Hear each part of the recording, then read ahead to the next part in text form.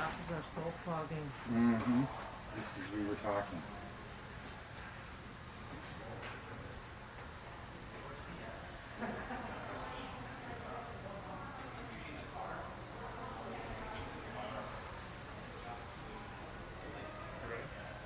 Oh, my glasses are just fogging really bad. Well, she can take her mask off. As soon as you get to the voting, you can take your mask off. Okay. Them's the rules. Okay.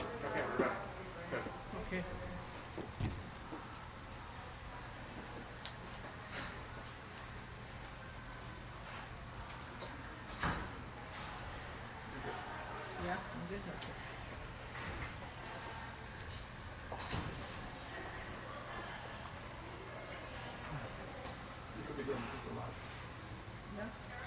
Bonjour. Giwed no kwendos na kas, mina main gando dem, mina wikwem kong do de bendagos. Mampi sigo Toronto ndo da, mina ndon janaki mampi. Gikwech me go sanango mampi ge go wikidia. Not motion. Bisandojin. Aha. Ajwem ne do. Chimi gwech de go, kinege go amishiang. Mina chimi gwech de go. Kinagonda koyok minane nok mampi abajajik nangwa. Chimi wech de go when ne bi amijang wimna koyang. Mina kinage wensiek. Enat mojang. Quikwech mago nangwa. Not motional. We minamadziang. Mina quikwech mago nangwa. Chanad mojang we minon mang. Mina we minagigdiang. Good morning. My name is North Wind Woman, Vivian Roy, English. I come from Kamakong First Nation and I work and live here in Toronto. I work here at Native and Child and Family Services as one of the knowledge keepers. I just brought in some blessings to wish everyone here a good day, and I asked our Creator to watch over us today. I asked Him to take care of all the men and women that are here and to help us to work with one another in a good way. And I've also asked Him to help us walk in a good way and to hear things in a good way and to see things in a good way. And I also thanked Him for all He has given us to eat. And I also thank Him for the water that we use on our daily lives. And with that, I want to say, Chimiwech, Ibzendojik, Mabiminan Jack Wikigda. Thank you.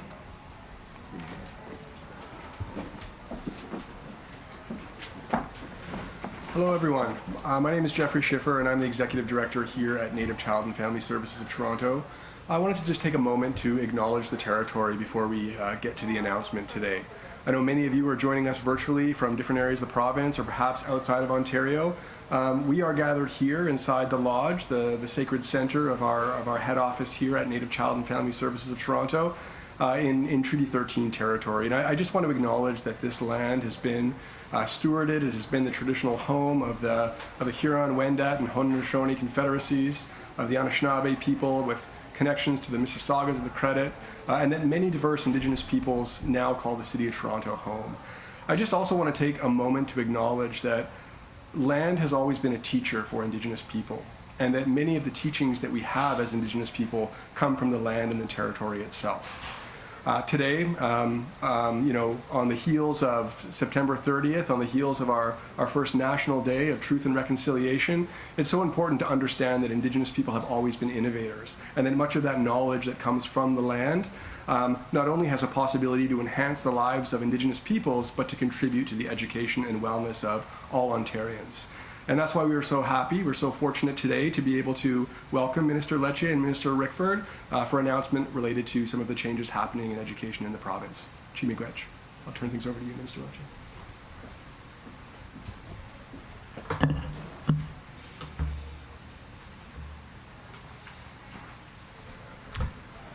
Ani Bojo, Sego, Bonjour, Wache, Ulukut. I'm happy to be joined by my friend and colleague, the Minister of Indigenous Affairs, Greg Rickford, and partners, and want to thank the traditional knowledge keeper, Vivian Roy, for bringing us together in a good way, and for Jeffrey for hosting us here at the Lodge at Native Child and Family Services of Toronto on the traditional lands of the Mississauga of the Credit. Like all Canadians, I have been saddened by the recovery of unmarked graves at former residential schools across this country. For more than 120 years, Indigenous children across the country were taken from their families by the government, many of whom would never have been reunited with their loved ones. For those children who did not see their family again, they returned home stripped of their culture and identity, carrying immeasurable trauma that has had far-reaching, long-lasting, and ongoing effects in their communities. Today, as we approach the National Day for Truth and Reconciliation, we continue to work towards acknowledging and addressing past wrongs that are still felt across Indigenous communities in a present way. It is why we are working closely with Indigenous partners, elders, and knowledge keepers, like Deputy Grand Council Chief James Marsden of the Chiefs of Ontario and Anishinabek Nation, and Joanne Meyer of the Metis Nation of Ontario, through a co-development process to ensure that First Nation, Métis Inuit, and urban Indigenous perspectives are reflected throughout the Ontario curriculum. Already, the curriculum includes mandatory and detailed learning in the social studies grade 4 to 6 courses, and in history in grades 4, in grades 7 and 8 and 10, including mandatory learning on residential schools in grade 8 and 10. Building on this, we are working to complete the full spectrum of Indigenous-focused learning across the elementary social studies curriculum. And this includes mandatory Indigenous-focused learning added to the social studies curriculum from grades 1 to 3. And I'm pleased to announce that our government will pursue and advance, continuing to do so co-developed by our Indigenous leaders for grades 1 to 3, including exploring opportunities for education that specifically focuses on the role of family and resilience in First Nation, Métis, and Inuit communities and nations. First Nation, Métis, and Inuit historical and contemporary realities, Indigenous peoples' interrelationship and connection with the land and the residential school system, and the reclamation and revitalization of identity, of language, of culture, and community connections. Also, Inuktitut is now an available option as a language of instruction at the elementary and secondary levels within the Indigenous languages curriculum. We believe that all students, Indigenous and non-Indigenous, are enriched by learning about the history, the culture, the perspectives and contributions of First Nation, Inuit, and Métis and Inuit individuals and communities in Canada. It's why that on tomorrow, on the National Day of Truth and Reconciliation, all schools will participate at the request of our ministry for an opportunity for learning on residential schools and on reconciliation. And by working towards a more comprehensive curriculum every single day, we are committed to continue our work to deliver on the key calls to action from the Truth and Reconciliation Commission. In advancing reconciliation in a meaningful way, we are also investing more to support Indigenous students with the aim of boosting graduation rates and enabling economic opportunity for this and for future generations of Indigenous students.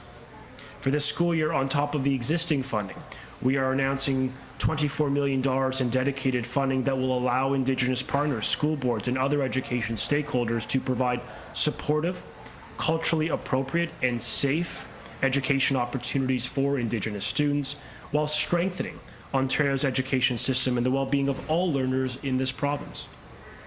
We also recently approved sustainable multi-year funding agreements on the request of many chiefs of this province who have said that we need long-term funding.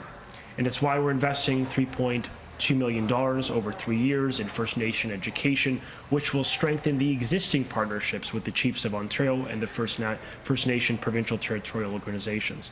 This will provide stable funding, including for full-time regional education coordinators to work directly with communities and with students to build trust and authentic relationships to identify, to prioritize, and to support First Nation students' education and their well-being as well. Additionally, the Metis Nation of Ontario is receiving $850,000 towards collaboration with school boards and the learning of Métis knowledge and integration of this knowledge into Indigenous education programs and initiatives, as well as multi-year funding of over $400,000 for the River program, an alternative secondary school program that provides academic and cultural supports to Métis students. Our government is committed to ensuring every Indigenous student across Canada is supported so that they can succeed and that they're treated with respect, which includes the celebration of the important role that Indigenous peoples continue to play in Canada. Miigwech, Naiwe, Marci, Tavu Si. Thank you, and I'm now pleased to introduce my colleague, Ontario's Minister of Indigenous Affairs, the Minister of Northern Development, Natural Resources and Forestry, Greg Rickford. Thank you.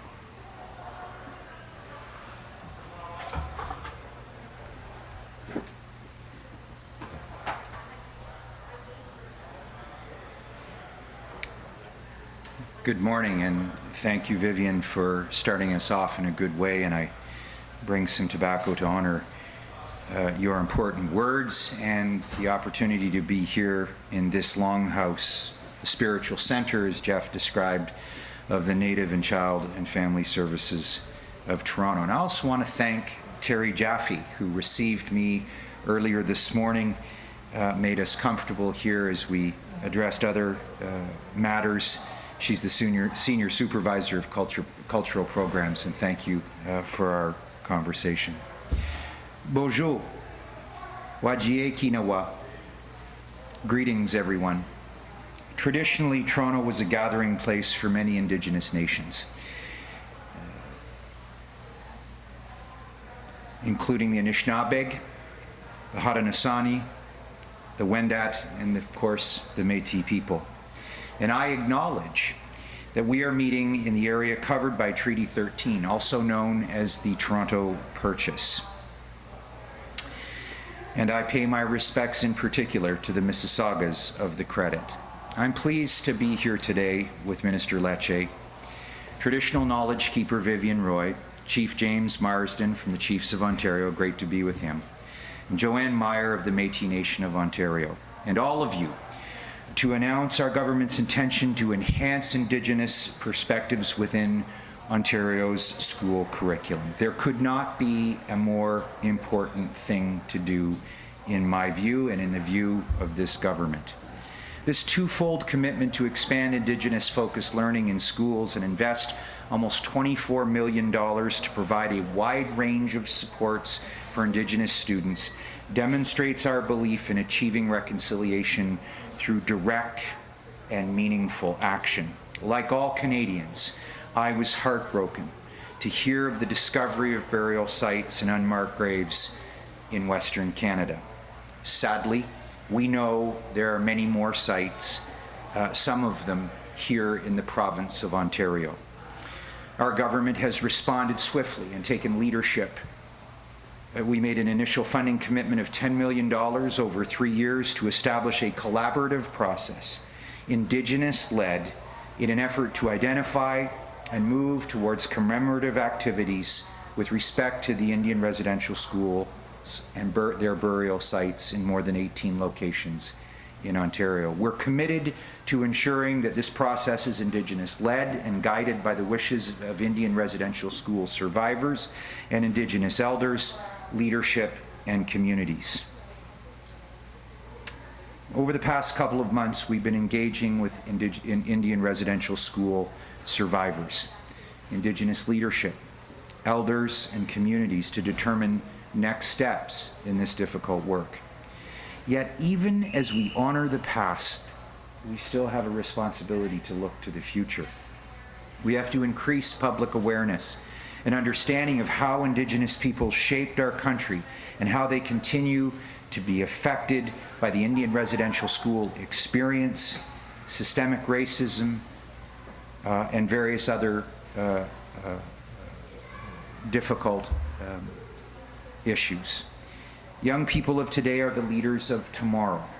They will grow into the professionals, to the tradespeople, the thinkers, and the influencers of the future. And I believe that by teaching our children about our country's past in an honest, and sensitive way, we can create a more enlightened, harmonious, and respectful society for both Indigenous and non-Indigenous people. This, my friends, will help make reconciliation real and help find justice for all those Indigenous children who are lost and are now being found. In closing, I want to thank the Ontario Public Service. Many of our ministries have been engaged in setting up learning sessions to be informed. We've had an incredible uptake. I want to thank all of our amazing teachers out there who, on their own initiative, have taken up important discussions and lessons and instruction and discussion with young children, including two of my own here in the city. As my new friend, Terry Jaffe said, tomorrow is a somber day of reflection, but it is also a day of opportunity to enlighten and inform the rest of Canada of the impact of Indian residential school, to learn about it in our school curriculum, and to move forward and focus on the amazing opportunities we have together. Chimigwech, I want to thank you all for this opportunity, and I'd like to introduce Deputy Grand Council Chief Jim Marsden to the podium. Thank you.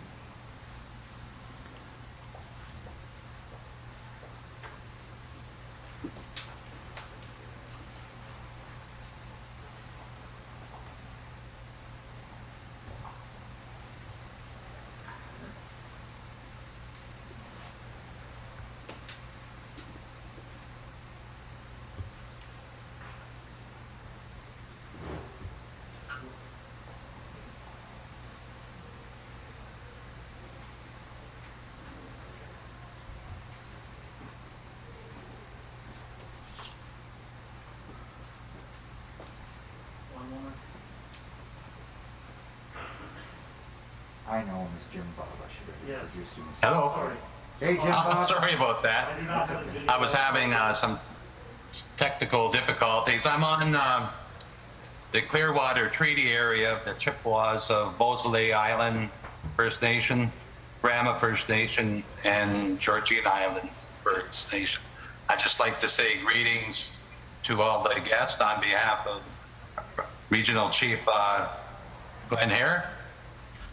I'd just like to say First Nation leadership in Ontario value the establishment of maintenance of strong collaborative relationships built on trust to ensure the needs of First Nation learner are met in both provincial and per First Nation educational settings.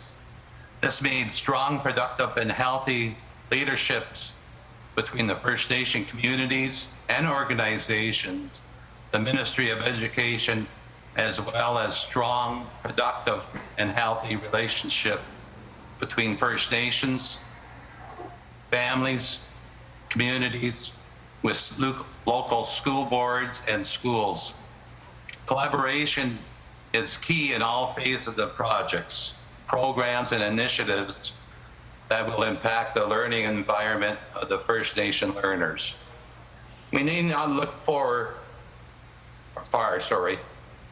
examples and the recommendations to this end from the United Nations Declarations on the Rights of Indigenous Peoples to the 94 calls to action of the Truth and Reconciliation Commission to Ontario's very own Auditor General reports. The time of unilateral development and imposition of approaches and recommendations by the settler governments does not work. Now is the time for collaborative and co-development. First Nation leadership in Ontario is very pleased with the announcement that our request for the multi-year funding request agreements has been approved by the Ministry of the Education. This will assist us in retaining the expertise required to ensure the educational priorities of First Nation communities are addressed in the provincial education system in a very timely manner. We also look forward to establishing a robust and honorable or meaningful collaborative process with the Ministry of Education to ensure the experience and the knowledge of First Nations is accurately reflected through the province's curriculum. And I'm sure Regional Chief Glenn Hare would say you know, if there's any correct curriculum being developed for residential schools, we have to include the First Nations and the survivors in this whole process. While we welcome additional funding for school boards to produce supports that better meet the needs of First Nation learners, we ask for continued efforts to ensure school boards co-develop these supports with their local First Nation partners through all phases of development, from concept to implementation and ongoing evaluation. So I'd like to say miigwech to my friend Greg and Minister Lecce, and I'll pass the mic over to Joanne Myers. Miigwech, and have a wonderful day from the Old Water Treaty area. Miigwech. Thank you. Good afternoon, everyone. I would like to begin by thanking Elder Vivian Roy for the beautiful and thoughtful prayer and getting us started in a good way. I would also like to acknowledge that we are meeting on the traditional territory of many nations, including the Mississaugas of the Credit, the Anishinabek, the Chippewa, the Haudenosaunee, and the Wendat peoples. I also wish to recognize the presence of a vibrant Métis community in the region, as well as the presence of many diverse First Nations and Inuit communities. Minister Lecce, Minister Rickford, the MNO applauds the ministry's announcement, which would bring Ontario's curriculum in line with recommendations from the Truth and Reconciliation Commission. This would ensure that age-appropriate mandatory curriculum content pertaining to residential schools, treaties, and the lives of First Nations, Métis, and Inuit peoples is made available to all students. Metis Nation of Ontario welcomes an increased focus on the important issue of strengthening Indigenous content and learning. And we look forward to meaningful engagement to increase knowledge of Ontario Métis history, culture, ways of life, and language in schools. We are encouraged that the ministry will work with us to develop a distinctions-based curriculum that is rich in Métis history, culture, ways of life and knowing, land, language, governance, rights, and issues present in Ontario. Gaps in education and educational services continue to be lived reality for Métis in Ontario. The MNO looks forward to collaborative work with the ministry and our Métis communities to bridge the gaps in education and educational services. We will work with the ministry to safeguard the perspectives of our Métis communities while supporting and respecting our First Nations and Inuit partners. Once again, thank you, Minister Lecce and Minister Rickford, for this step forward today. We very much look forward to working collaboratively with Ontario and seeing how the ministry's announcement will translate into increased capacity and support for the MNO to pursue this very important work. Merci, miigwech, thank you.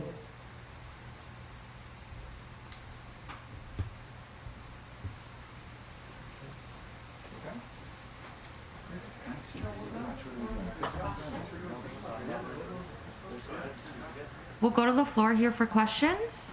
So first question will come from City News.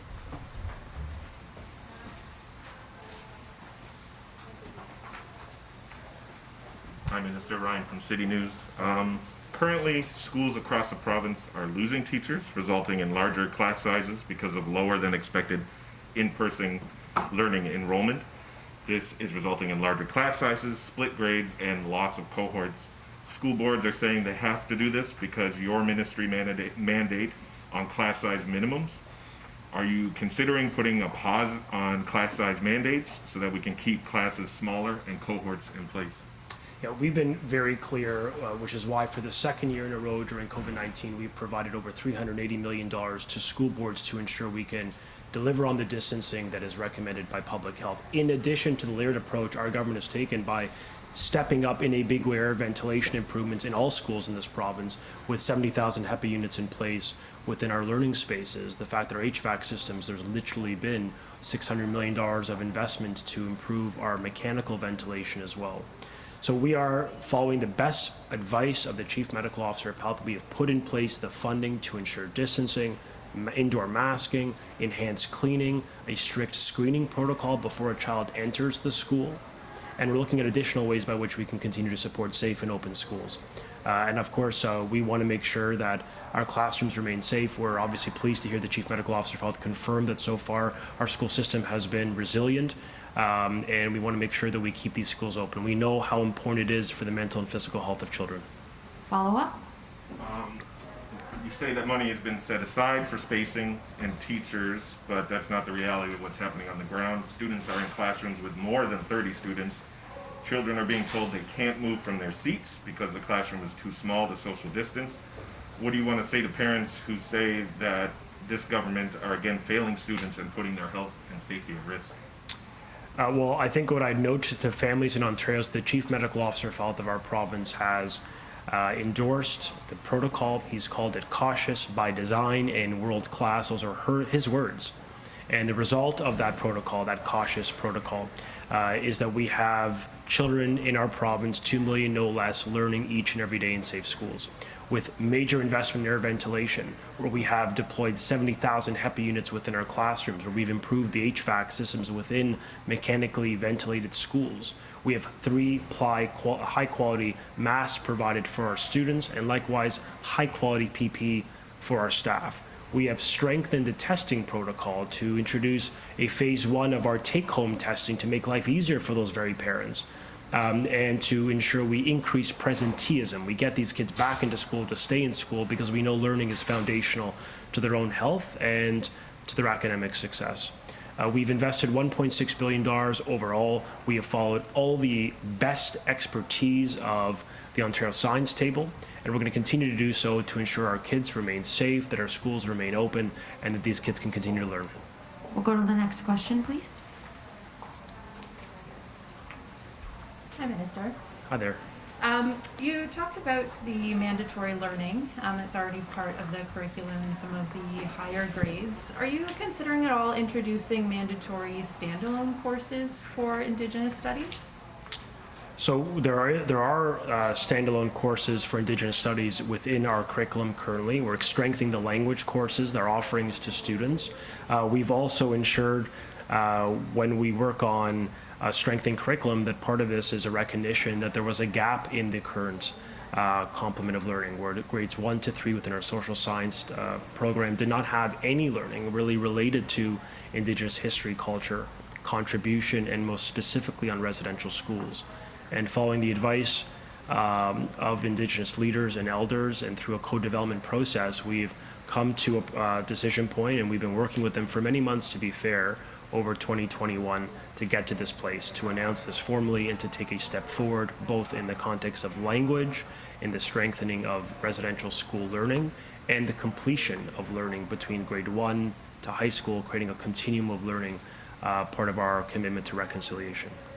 And are Jim and Joanne still on the line and available for questions? Jim, Bob, are you there? No, they're not. They're Okay. not. I will direct this to you then. Kids are going to be in school. Jim Bob is still Yeah. available. I can ask him to unmute. Okay, if you can still hear me, just hoping you can talk a little bit about, kids are going to be in school tomorrow. Yes. What lessons are you hoping that they will be learning, be exposed Right. to tomorrow in schools? Sure. We have put out a request to all school boards in Ontario, part of what we're calling a day of an opportunity for learning. But I want to be clear, September 30th is the first day for the National Day for Truth and Reconciliation, but it's not the only day. It has to be every day where we realize our commitment to reconciliation and embed that into learning. Now, for tomorrow specifically, we've requested all schools and school boards to create that opportunity for learning, specifically to the positive contributions of First Nation, Métis, and Inuit to Canada, as well as the residential school component that I think is so critical today, perhaps more than ever. There's a generation of students like myself that would not have learned that within our curriculum. And while we can't go back, we must move forward with a sense of determination and collaboration with our Indigenous partners. And through co-development under their leadership, we can get this right. And I think tomorrow will be a meaningful step among many on a journey of reconciliation. But I will defer to any of the leaders with us today if they'd like to add their perspectives on those takeaways. Okay. Yeah, if Jim is available to answer, that would be great as well.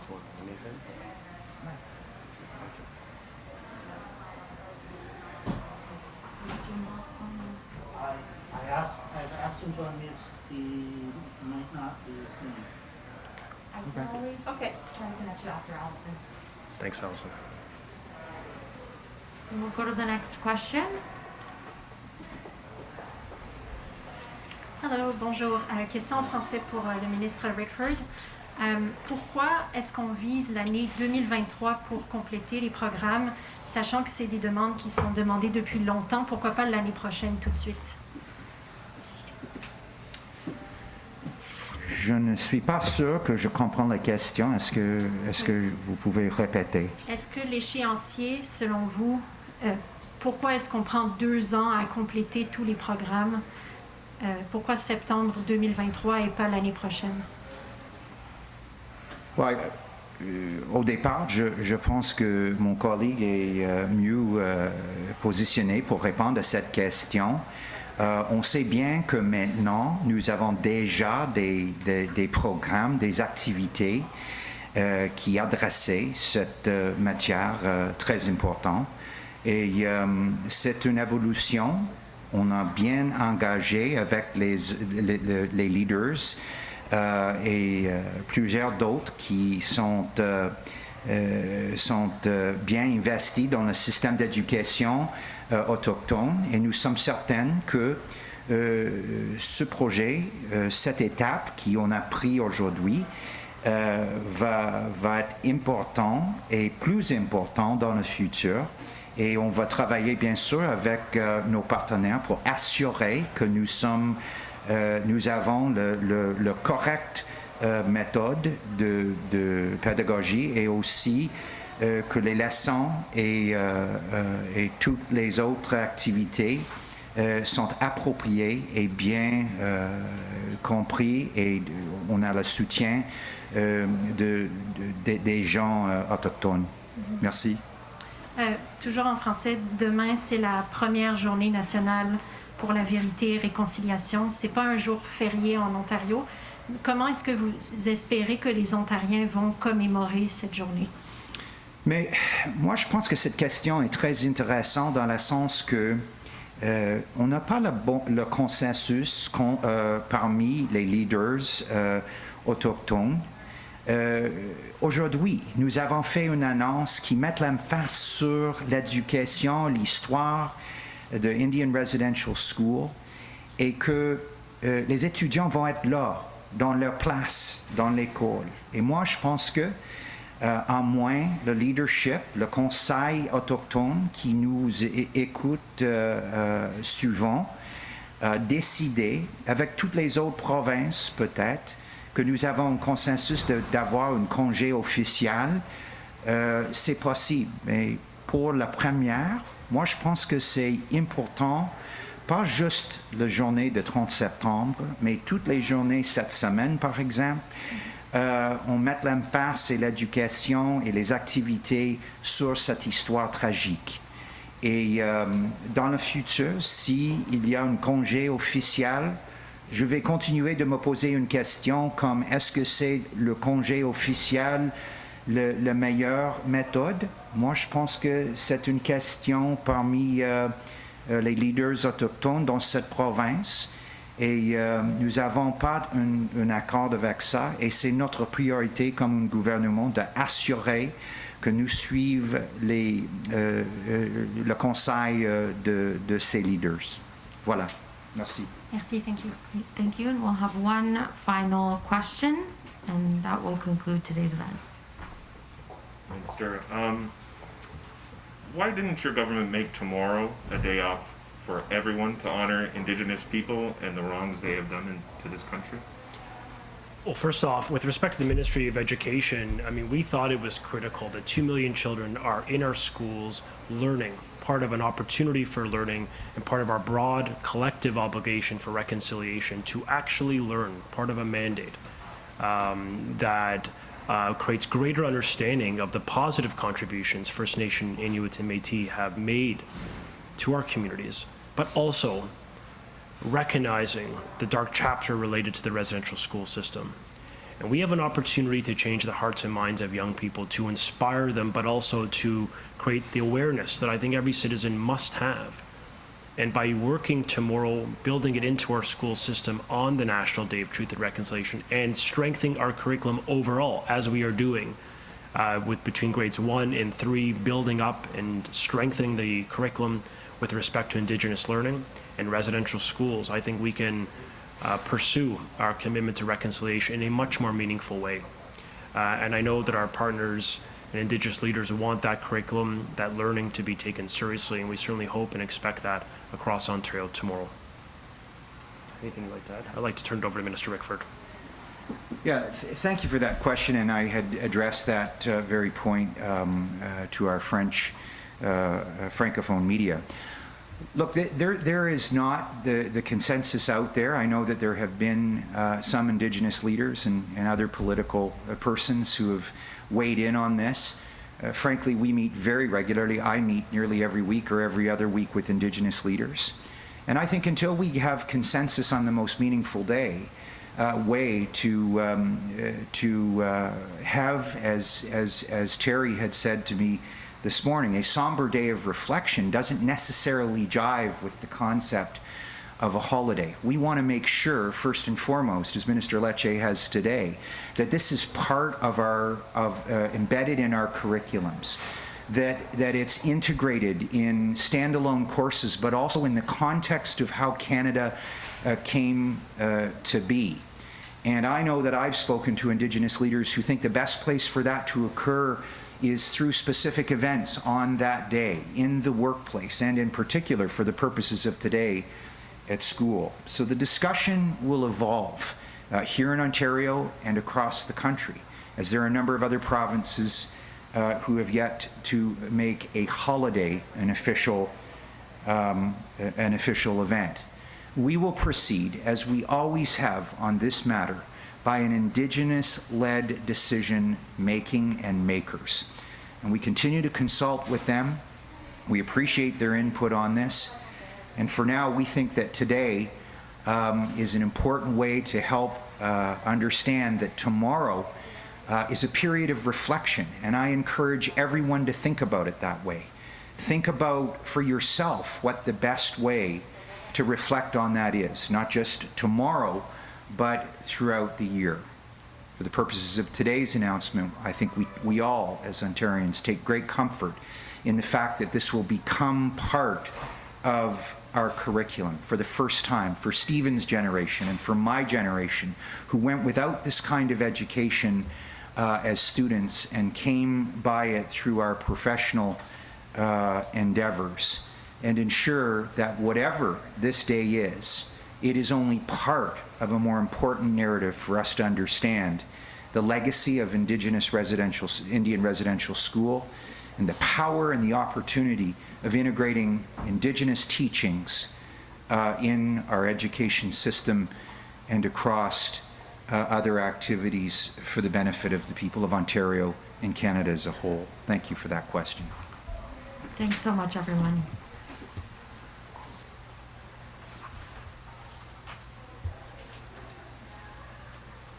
All right. Good. Thanks. Okay.